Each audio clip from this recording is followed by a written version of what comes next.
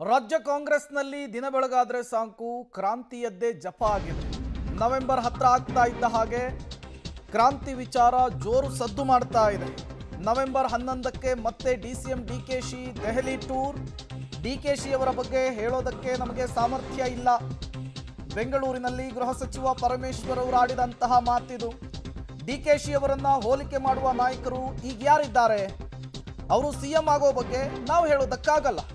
ಹೈಕಮಾಂಡ್ನವರು ತೀರ್ಮಾನಕ್ಕೆ ನಾವೆಲ್ಲರೂ ಕೂಡ ಬದ್ಧ ಅಂಥೇಳಿ ಜಿ ಪರಮೇಶ್ವರ್ ಅವರು ಜಾಣ್ಮೆಯ ಹೇಳಿಕೆಯನ್ನು ಕೊಟ್ಟಿದ್ದಾರೆ. ಡಿಸಿಎಂ ಡಿಕೆ ಶಿವಕುಮಾರ್ ವಿಚಾರಕ್ಕೆ, ರಾಜ್ಯ ಕಾಂಗ್ರೆಸ್ನಲ್ಲಾಗ್ತಾ ಇರುವಂತಹ ನವೆಂಬರ್ ಕ್ರಾಂತಿಯ ವಿಚಾರಕ್ಕೆ. ಶಿವಕುಮಾರ್ ನವೆಂಬರ್ 11ಕ್ಕೆ ಡೆಲ್ಲಿಗೆ ಹೋಗ್ತಾ ಇದ್ದಾರೆ ಸರ್. ರಾಹುಲ್ ಗಾಂಧಿ ಭೇಟಿಗೆ ಸಮಯ ಕೇಳಿದ್ದಾರೆ. ಸಿಎಂ ಕೂಡ 15ಕ್ಕೆ ಹೋಗ್ತಾ ಇದ್ದಾರೆ. ಏನೋ ಒಂದು ತೀರ್ಮಾನ ಆಗ್ಬೋದು ಸರ್ ಈ ಚರ್ಚೆಗಳು. ಡಿಕೆ ಶಿವಕುಮಾರ್ ಅವ್ರ ಬಗ್ಗೆ ಹೇಳೋದಕ್ಕೆ ನನಗೆ ಸಾಮರ್ಥ್ಯ ಇಲ್ಲ. ಅವರು ನಮ್ಮ ನಾಯಕರಿದ್ದಾರೆ, ಅವರು ನಮ್ಮ ಅಧ್ಯಕ್ಷರಿದ್ದಾರೆ ಮತ್ತು ಸಮರ್ಥರಿದ್ದಾರೆ. ಶಿವಕುಮಾರ್ ಅವರಿಗೆ ಕಂಪೇರ್ ಮಾಡೋದಕ್ಕೆ ಯಾರಿದ್ದಾರೆ? ಈಗ ಅಷ್ಟು ಅವರು ಸಾಮರ್ಥ್ಯ ಇದೆ.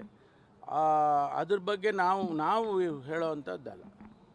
ಹೈಕಮಾಂಡ್ನವ್ರ ತೀರ್ಮಾನ ಅಂತಿಮವಾಗಿ ಆದಾಗ ನಾವೆಲ್ಲ ಅದನ್ನು ಹೈಕಮಾಂಡಿನ ಏನೇ ತೀರ್ಮಾನ ಆದರೂ ಒಪ್ಕೊಳ್ಳೋದಕ್ಕೆ ನಾವು ತಯಾರಿದ್ದೀವಿ.